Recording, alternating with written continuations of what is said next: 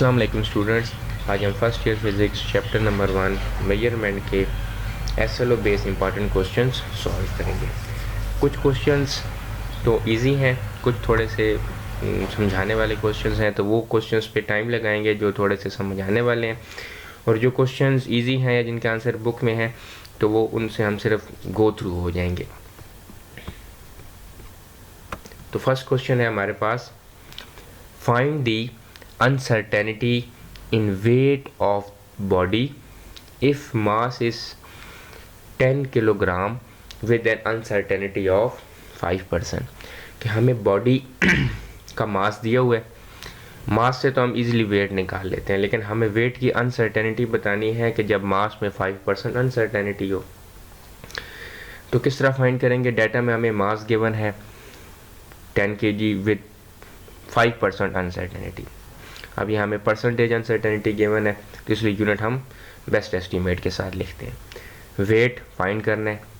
Solution में हमें पता है वेट किसके बराबर होता है, एम जी के, तो एम की जगह एम की वैल्यू पुट करेंगे, जी की जगह जी की वैल्यू 9.81। तो जो मल्टीप्लाई करने वाली टर्म होती है कांस्टेंट, तो वो हमारे पास बेस्ट एस्टीमेट से सिर्फ मल्टीप्लाई होती है। तो 9.81 जब बेस्ट एस्टीमेट से मल्टीप्लाई होगा तो 98.1 न्यूटन प्लस माइनस 5%। अब ये परसेंटेज अनसर्टेनिटी है तो इसको हम एब्सोल्यूट में कन्वर्ट कर लेंगे। अब देखिए हमारे पास आंसर वेट का आ गया है परसेंटेज में, लेकिन हम इसको एब्सोल्यूट में कन्वर्ट करेंगे। तो एब्सोल्यूट में कन्वर्ट करने के लिए 100 से डिवाइड करेंगे, 9.81 से मल्टीप्लाई करेंगे, तो हमारे पास वेट आ जाएगा 98.1 प्लस माइनस 4.905 न्यूटन। तो ये हमारे पास वेट ऑफ अ बॉडी आ गया विद अनसर्टेनिटी। नेक्स्ट क्वेश्चन है, a railway train is running on a circular track of radius 500 metre at the rate of 30 kilometre per hour through what angle in radian will it turn in 10 second. हमसे पूछा गया है कि एक train है और circular track में run कर रही है, और सर्कुलर ट्रैक का रेडियस है 500 मीटर, और ट्रेन जो है वो 330 किलोमीटर पर आवर की स्पीड से स्टार्ट हुई है। तो जब उसने 10 सेकंड बाद जो डिस्टेंस कवर किया होगा तो वो सेंटर से कुछ एंगल बना रही होगी, तो उस एंगल को हमने रेडियन में बताना है। तो देखें रेडियस 500 मीटर गिवन है, वेलोसिटी गिवन है हमारे पास 30 किलोमीटर पर आवर, तो इसको हम मीटर पर सेकंड में कन्वर्ट करेंगे तो 8.34 मीटर पर सेकंड आ जाएगा। टाइम हमें गिवन है 10 सेकेंड, और एंगल हमने फाइंड करना है रेडियन में। सॉल्यूशन में as we know S is equal to R theta, formula हमारे पास होता है S is equal to R theta. अब हमारे पास आर गिवन है, रेडियस थीटा हमने फाइंड करना है, और उसके लिए हमें एस का पता होना ज़रूरी है कि उस बॉडी ने कितना डिस्टेंस कवर किया होगा। तो डिस्टेंस का फार्मूला होता है S is equal to V T. तो S is equal to V की जगह वी की वैल्यू पुट करेंगे 8.31, और टाइम की जगह टाइम की, तो यहाँ से डिस्टेंस आ गया 83.4 मीटर। तो हम इक्वेशन में जब पुट करेंगे 1 में, तो यहाँ से theta is equal to S by R आ जाएगा। एस हमारे पास 83.14 और आर है 500, तो यहाँ से हमारे पास थीटा आ गया 1.6 रेडियन। अगर हमारे पास ट्रेन 30 किलोमीटर पर आवर की स्पीड से ट्रैवल कर रही हो तो 10 सेकंड बाद वो 500 मीटर रेडियस वाले सर्कुलर ट्रैक पे 1/6 रेडियन एंगल बना चुकी होगी। नेक्स्ट क्वेश्चन है, a circular disc is divided into 5 equal parts, calculate the angle in degree for 3 parts, also convert the angle into radian. कि अगर एक हमारे पास सर्कुलर डिस्क है उसको हमने 5 इक्वल पार्ट्स में डिवाइड कर दिए, तो उसमें से जो 3 पार्ट्स होंगे उनका हमने एंगल बताना है डिग्री में, और उसको हमने रेडियन में भी कन्वर्ट करना है। तो इसका आंसर क्या होगा कि देखिए टोटल एंगल इन सर्कल के पूरे सर्कल और डिस्क में या पूरे सर्कल में एंगल कितना होगा 360। सबसे पहले हम एक पार्ट के एंगल फाइंड करेंगे, तो एक पार्ट के एंगल हमारे पास क्या हो जाएगा, देखिए टोटल हम उसको 5 इक्वल पार्ट्स में डिवाइड कर रहे हैं, तो एक पार्ट के एंगल किस तरह निकालेंगे कि 360 डिवाइडेड बाई 5 करेंगे तो 72 डिग्री। तो एक पार्ट का एंगल निकल आया, और उसने हमें कहा है कि 3 पार्ट के एंगल डिग्री में फाइंड करें, तो angle of 3 part 72 multiply by 3 करेंगे तो 216 डिग्री। और एंगल ऑफ अभी हमें डिग्री में, और वो ये कह रहा है कि इस डिग्री को हमने रेडियन में कन्वर्ट करना है, तो angle of 3 parts in radian हमारे पास आ जाएगा 216 डिग्री मल्टीप्लाई बाई 180 डिग्री, जिसको हम रेडियन में कन्वर्ट कर लेंगे। नेक्स्ट क्वेश्चन है, does a dimensional analysis give any information on the constant of proportionality that may appear in an algebraic expression? Explain. कि जो डायमेंशन एनालिसिस हम करते हैं क्या वो हमें कांस्टेंट ऑफ प्रोपोर्शनैलिटी की कोई इन्फॉर्मेशन देता है, तो जो हमारे पास किसी भी फार्मूले में गिवन होती है। जिस तरह ये हमारे पास टाइम पीरियड का फार्मूला है T=2π√L/g, तो इसमें ये 2π यानी कांस्टेंट है, तो क्या डायमेंशन एनालिसिस की इंफॉर्मेशन देता है? तो इसकी इंफॉर्मेशन नहीं देता। तो इसका आंसर क्या है कि using dimension analysis to check the correctness of physical equation, we check this by making sure that dimensions on each side of equation match. However, it should be kept in mind that dimension analysis cannot help you determine any dimensionless constant in the equation, कि हमारे पास कोई भी dimensionless constant आ जाए तो उसकी कोई information नहीं देता। Next question, the time period of simple pendulum is measured by stopwatch. What type of errors are possible in the time period? कि अगर हम सिंपल पेंडुलम का टाइम पीरियड मेजर करें स्टॉप वॉच से, तो आपके नज़दीक उसमें क्या क्या एरर्स पॉसिबल हो सकते हैं? तो हमारे नज़दीक 3 एरर पॉसिबल हो सकते हैं कि there are 3 possible errors while calculating the time period of simple pendulum are instrumental error के जो हम स्टॉप वॉच यूज़ कर रहे हैं शायद उसमें कुछ एरर हो, पर्सनल एरर जो बंदा यूज़ कर रहा है स्टॉप वॉच उसमें एरर आ जाए, और रैंडम एरर। तो 3 किस्म के एरर हमारे पास पॉसिबल हैं कि अगर हम सिंपल पेंडुलम का टाइम पीरियड मेजर करें। Next, why do we use it useful to have 2 units for the amount of substance, the kilogram and the mole? कह रहे हैं कि ये हमारे लिए क्यों यूज़फुल है कि हम 2 यूनिट्स यूज़ करें किसी भी सब्सटेंस के लिए, जिस तरह किलोग्राम और मोल यूज़ करते हैं। तो हम कहेंगे कि हमारे लिए कि यूज़फुल क्यों है, because kg is use to measure the micro objects that is larger object, but mole is used for convenience to measure micro objects that is atom or molecules। कि अगर हम इस माइक्रो ऑब्जेक्ट्स मेजर कर रहे हो जिस atoms और molecule तो फिर हम मोल यूज़ करते हैं, और अगर हमें लार्ज मेजर करने हो तो फिर हम kg यूज़ करते हैं। Next question, give the drawbacks to use the period of pendulum as a time standard.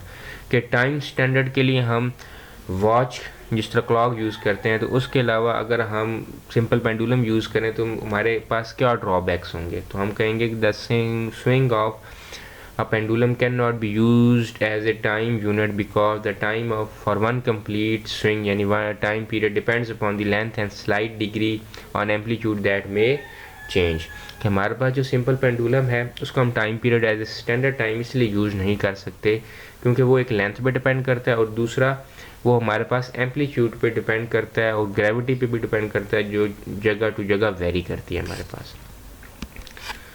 आप कह रहे हैं कि name several repeated phenomena occurring in nature which could serve as a reasonable time standard. कि हमारे पास nature में कुछ repeated phenomena हो रहे हैं तो क्या उनको एज ए हम टाइम स्टैंडर्ड यूज़ कर सकते हैं? इसका आंसर है कि some repeated phenomena in nature that can serve as reasonable time standard are sunrise and sunset, phases of moon, axial rotation of earth और फ्लावरिंग ऑफ प्लांट्स। तो इनको हम as a time standard use कर सकते हैं। Next question है, define dimensions of physical quantities, also define its advantages along with limitation. कि हमने डायमेंशन ऑफ फिजिकल क्वांटिटीज़ की डेफिनेशन बतानी है इसमें, और उसके क्या एडवांटेजेस हैं और क्या लिमिटेशंस हैं। तो उसकी डेफिनेशन है, dimensions describe the physical nature of quantity. Each basic measurable physical quantity is represented by specific symbol and written within square bracket is called dimension of physical quantity. Advantages में, using the method of dimensions called dimension analysis, we can check the correctness of equation and also its derivation. Limitation में, using dimensional analysis method we can prove that physical relation is dimensionally correct but it doesn't prove that relation is physically correct। कि dimension analysis से हम ये तो बता सकते हैं कि ये relation dimensionally correct है, लेकिन ये right है या नहीं ये हमें dimension analysis नहीं बता सकता। जिस तरह एग्जांपल में देखें S = VT, अब ये डिस्टेंस का फार्मूला है, +1/2 कर दें तो ये फार्मूला गलत हो जाता है, लेकिन अगर हम इसका डायमेंशन एनालिसिस करें तो वहाँ से तो ये हमारे पास करेक्ट रिलेशन होगा क्योंकि हम कांस्टेंट कंसीडर नहीं करते, लेकिन ये करेक्ट फार्मूला नहीं है। Dimension analysis is very useful in deducing relations among the interdependent physical quantities. However, dimensionless constants cannot be obtained by this method. कि हम कह रहे हैं कि हम जो डेरिवेशन किसी भी फार्मूले की डेरिवेशन करते हैं, जैसे टाइम पीरियड का फार्मूला ड्राइव किया हमने बुक में, ड्रैग फोर्स का फार्मूला ड्राइव किया है, तो उसमें जो कांस्टेंट यूज़ होता है उसकी हम वैल्यू नहीं बता सकते कि जो कांस्टेंट है वो क्या है। जिस तरह आप टाइम पीरियड के फार्मूले में 2 पाई यूज़ होता है, ड्रैग में 6 पाई यूज़ होता है, तो वो हमारे पास डायमेंशन एनालिसिस उसकी कोई इन्फॉर्मेशन नहीं देता हमें। Next question, differentiate between error and uncertainty. Error और अनसर्टेनिटी में क्या डिफरेंस है? तो इसका आंसर है कि error is the difference between the measured value and the true value of the thing being measured. Uncertainty is a quantification of doubt about the measurement result. Whenever possible, we try to correct for any known errors. For example, by applying correction from calibration certificate. But any error whose value we do not know is a source of uncertainty.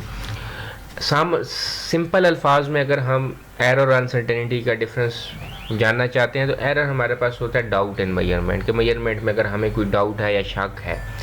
और uncertainty कहते हैं कि अगर हमें उस doubt या शक की मैग्नीट्यूड पता चल जाए, यानी क्वांटिफिकेशन क्वांटिटी पता चल जाए, तो वो अनसर्टेनिटी हो जाती है हमारे पास। नेक्स्ट क्वेश्चन, प्रिसीजन और एक्यूरेसी में क्या डिफरेंस है?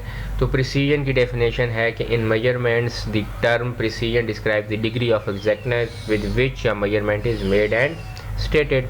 एक्यूरेसी होती है in measurement the accuracy describe the closeness of a measured value of a measured quantity. Precision होती है, precision depends on the instrument and technique used to make measurement. और accuracy होती है, the accuracy of a measurement depends upon the number of significant figures. Precision is related to random errors, accuracy is related to systematic error. Next question, explain why all the measurements contain some uncertainty.